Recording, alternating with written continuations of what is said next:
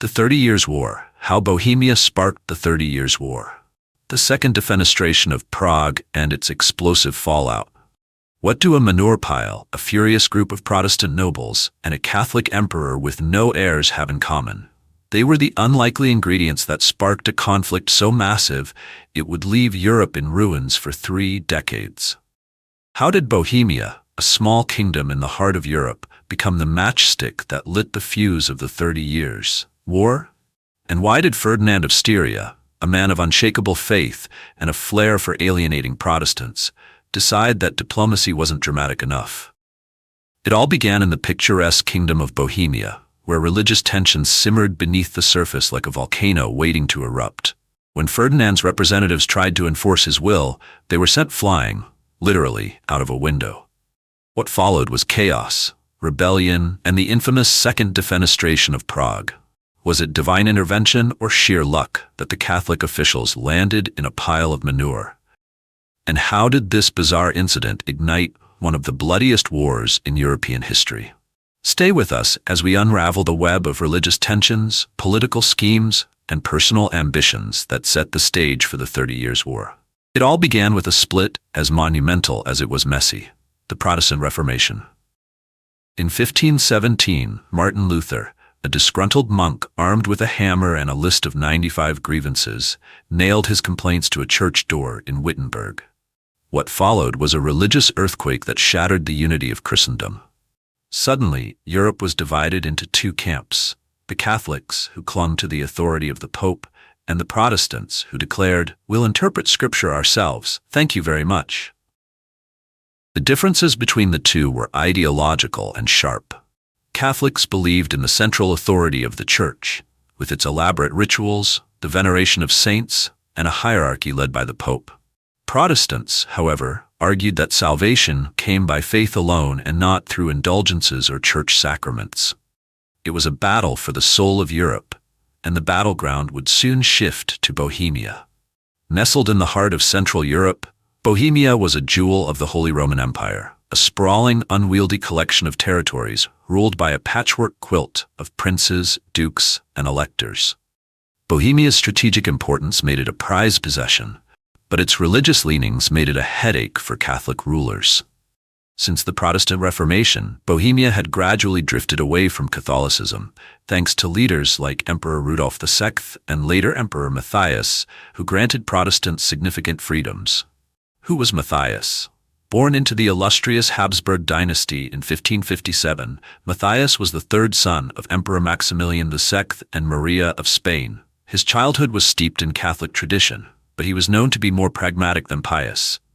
As a ruler, Matthias had one glaring problem: no heirs. His failure to produce offspring left him with a succession crisis. With no legitimate child to carry on his legacy, Matthias looked to his cousin, Ferdinand of Styria, to inherit the crown, a decision that would send Bohemia spiraling into revolt. Ferdinand, born in 1578, was the polar opposite of Matthias. Where Matthias was tolerant, Ferdinand was zealous. Educated by Jesuits, Ferdinand was a staunch Catholic who believed it was his divine duty to root out heresy wherever he found it.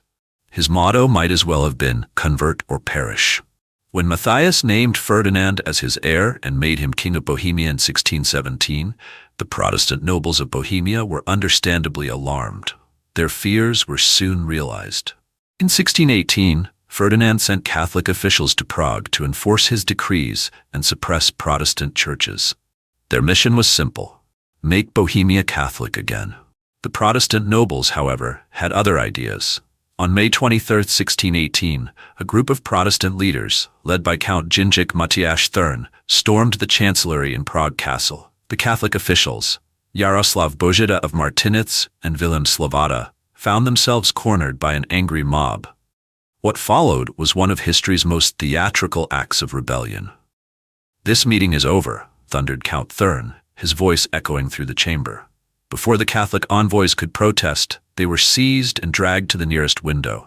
With one final shove, the Protestants hurled them out of the 3rd-story window.